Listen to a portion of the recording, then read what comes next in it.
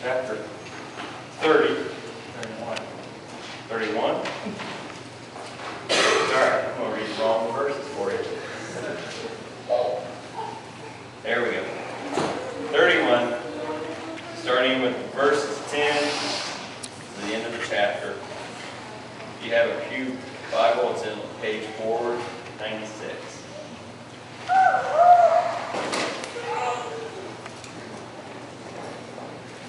And as you're turning there, it's a very familiar passage. Follow along with me, starting with verse 10. A wife of noble character who can find. She is worth far more than rubies. Her husband has full confidence in her and lacks nothing of value. She brings him good, not harm, all the days of her life. She selects wool and flax and works with eager hands. She is like the merchant's ships, bringing her food from afar. She gets up while it is still dark. She provides food for her family and portions for her servant girls. She considers a field and buys it. Out of her earnings, she plants a vineyard. She sets about her work vigorously. Her arms are strong for her task. She sees that her trading is profitable, and her lamp does not go out at night. In her hand she holds the distaff and grasps the spindles with her fingers. She opens her arms to the poor and extends her hands to the needy.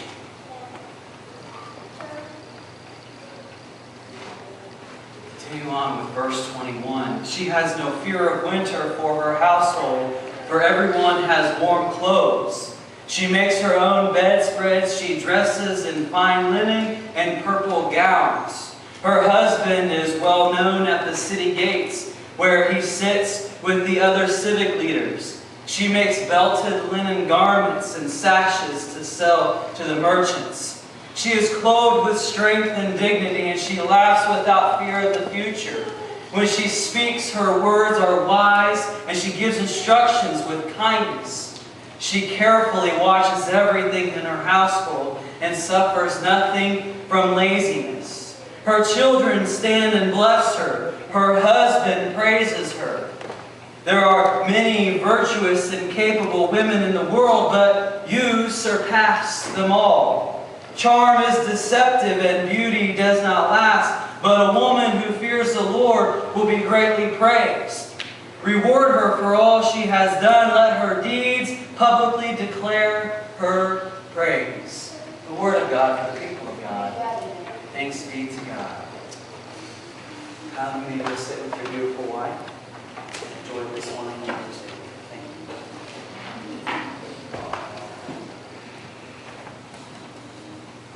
you. Mother's Day. It's that one day of the year where we set aside and we designate for our moms. In most cases, in most restaurants, I don't know about here in this part of Indiana, but in southern Indiana, moms ate free at restaurants. I don't know if that's a southern Indiana tradition or not. But they ate free. And so I thought, it's sad that we set aside just one day for moms. See, Solomon gives us a bad name. He devoted 2/3 of a chapter, and guess what? Ended up in the Bible. So Solomon has our example when it treats and how we're supposed to treat the women in our lives, whether they be a wife or they be our mothers. And so, we also lift up our moms on her birthday, on Valentine's Day, on her anniversary. But this is a day that's set aside specially for her. Something about moms that just, when you say the word mom, it just kindles the warm parts of your heart, and you immediately become like mashed potatoes in her hands. My mom is one of those moms that she got a degree in psychology, and she's doing nothing with it. And I'm trying to figure out, why would you become a psychologist and not practice? She did it just to prove to herself that she could do it. wife of noble character, goes about her diligence. She is trusted by her husband, and she greatly enriches his life. Not just makes him feel special, but greatly enriches. Meaning, she goes in above and beyond to make that husband, that father, feel special. That love and that support. And what do we get? Just one day a year to honor her. When she does it each and every day for us. My mom, I remember when it was time to get up for school. I'm not a morning person usually, unless I have my coffee and I can smell it. Well, in high school, I was never allowed to drink coffee because Mom believes that it stunted your growth, production in your brain and all that stuff. So, what she would do is she would make coffee in the morning for Dad.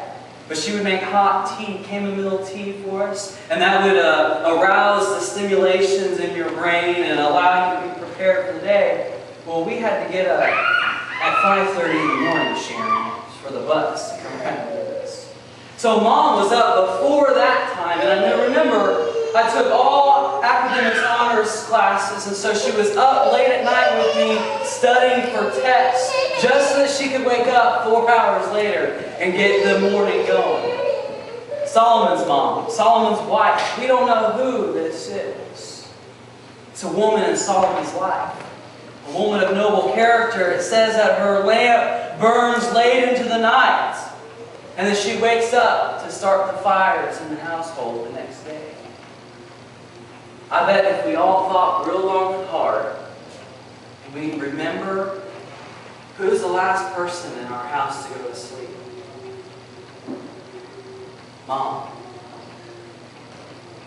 Locking the doors, tucking us in, making sure that our clothes were prepared for the next day, and if they weren't, they got us up out of bed so that way we had extra time in the morning, and just in case something didn't go right. Mom was first up and first down. First up and last down. Moms are really the ones who run the household. Moms are really the ones who are head of the homes. Moms are the one that really make things go according to plan. And when things don't go according to plan, Mom goes, it's okay. It's a learning experience. Let's adapt.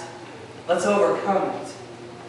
Let's look at this from a different way. Moms have that special kind of gift, that power, you could call it. That when you scrape your knee and it's disastrous, they wipe it off and they stoop down and they give it a nice little kiss, and the boo-boo magically becomes healed. Moms have that special kind of hug that when we find out that our crush does not express the same feelings that we have, moms will sit with us and they will hug on us. They will love on us and tell us there are many more fish in the sea. Why focus on one man? Moms are those people that there are no words to describe. Last week we talked about how God is love. And the essence of love is God. And God is the epitome of love.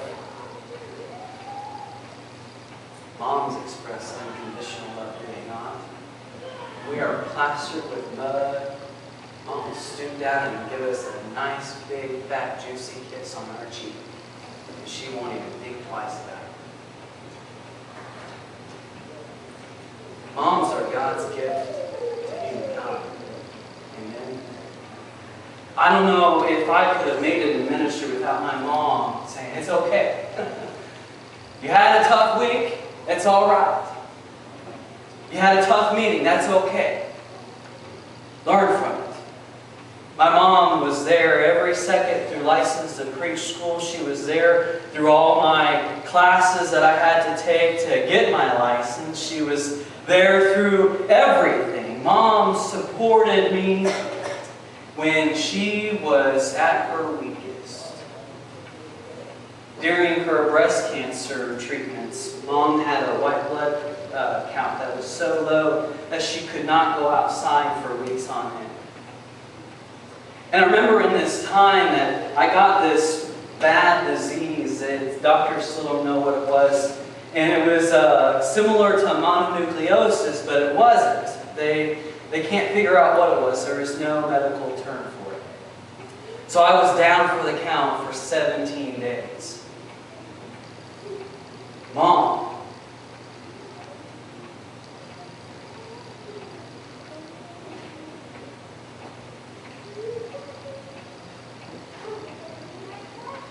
After her nutrition shots,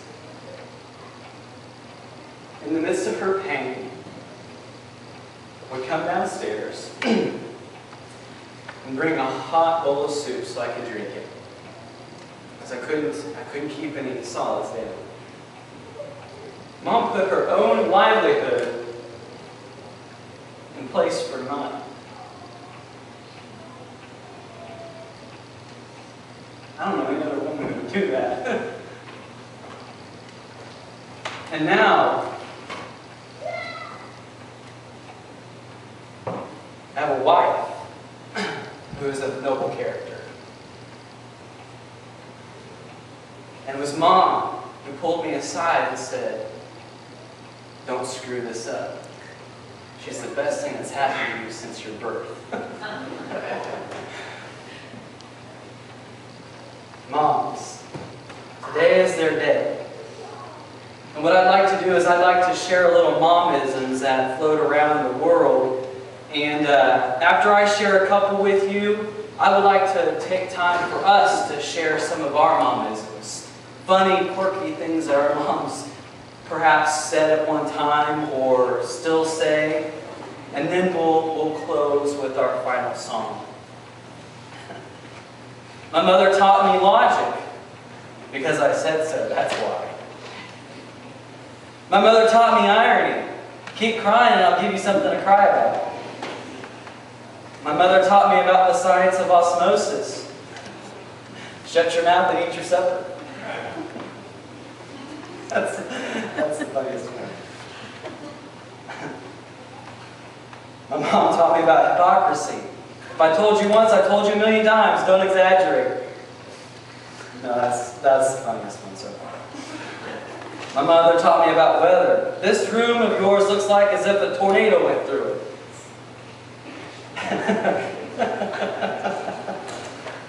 My mother taught me diplomacy. I don't want to hear who started it. It takes two to fight.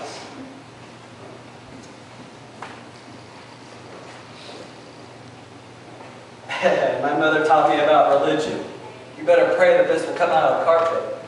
I've heard that growing up in parsonages all my whole life.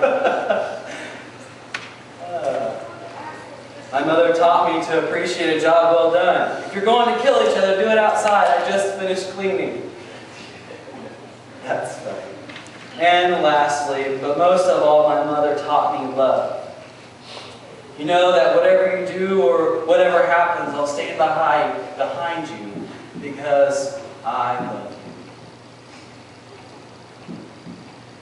So are there any momisms that are out here present? And if you're a mom, what do you find yourself saying more often than not? I got one pastor. Yes. Say, Mom taught me woodworking because she let me make Mom's switch. That's good, that's good. Yes, Dave. I don't know what you want to say about this one, but my mom used to say, "You brought you to this world, I take you back." That's right. I don't know. That's a good one. Anything else? I would never see her give me advice. I always thought I knew better. They always ask her for, "I told you so." Yeah. You still hear that, right? Yes. Just because all your friends are doing it doesn't mean you have to. If they jump off a bridge, would you? That's right. Peer pressure.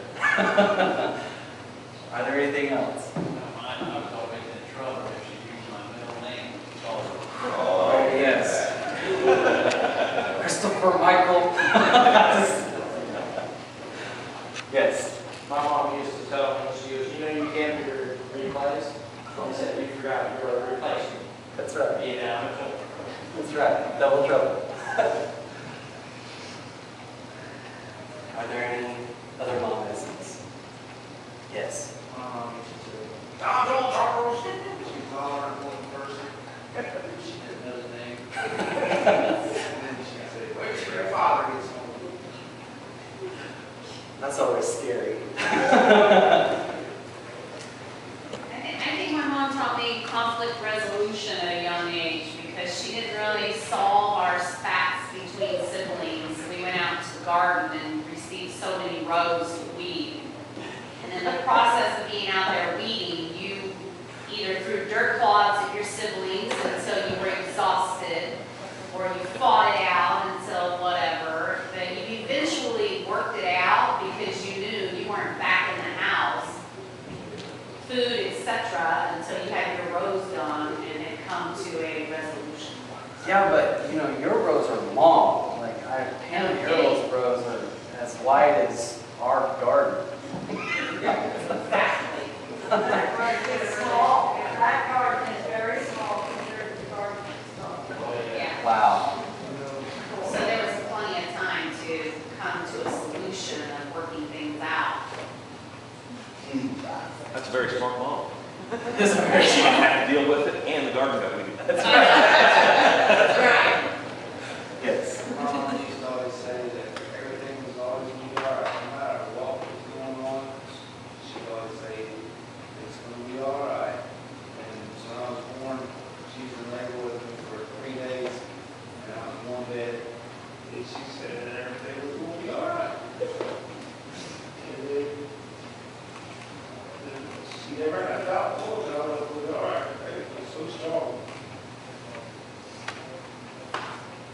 Everything is all right. It was all right. Yes. My mother used to just, when she wanted to tell me a truism or get a point across to me, she'd say, now you know Roseanne. And I knew when she said, you know Roseanne, I better listen. Are there any other momisms? This isn't a momism, but my mom never really, she would say things like, when your father gets home, he'll deal with this. But in my whole life, I never heard my mom say a cross word to anyone. I've never heard her swear. She has never touched tobacco, alcohol, ever. And I remember a story Dad told me about when my sister was very small, like 6 months. Car pulled up in front of them, and they were involved in an accident. Dad T-boned him. He had the right of way. And my sister fell out of my mom's arms, which back then, that's how you traveled. And she went down on the floorboard of the car. But my mom actually said this, and I quote, "That crazy old so-and-so, what's he trying to do, kill us?" That was the worst that she's ever said. So I was very blessed. Still am. Good examples. Are there any other momisms? I don't want to keep you from your moms, so we can go and depart our ways and celebrate our moms and lift them up like I said on that pedestal. My mom stole a peach pill when she was a little girl. That's when she did it. And my mom made a peach pill back to the neighbors. A peach pillow? Peach pilling. Peach. Oh, peeling. Okay. And then they were, my mom and my little brother was going down the road. My dad was following behind, and my dad seen the car coming this way, and they wasn't going to stop at the stop sign. He seen my mom was going, and he seen the wreck happen, and it was just her and my little brother. She threw herself on top of my little brother in the passenger seat, screaming the blood of Jesus.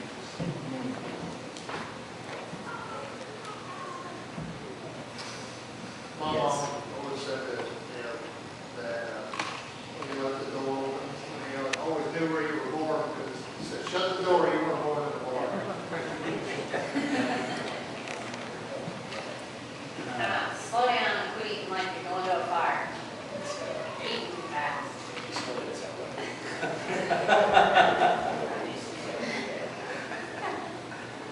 Just one more momism.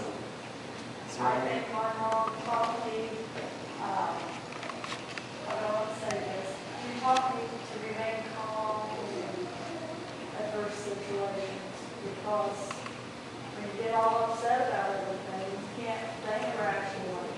You can't do anything. I remember dealing with my sister one time, and I actually had to slap her across the face because she got so hysterical that we wasn't accomplishing anything. And one of her little boys had gotten hurt, and she locked the house, and we couldn't get in the house. Well, the solution was to go down to her mother-in-law's house, get keys, come back and lock the house, or go down there and have mother-in-law look for the little boy who could take care of it. But she didn't remain calm, so she couldn't do that. So I had to simply slap her. That's just your excuse, right?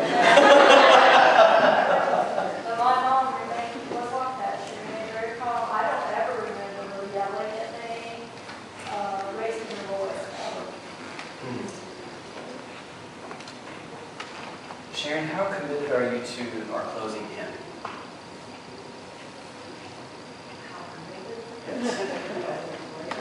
Yes, and this is why. Who is the most senior mother in here?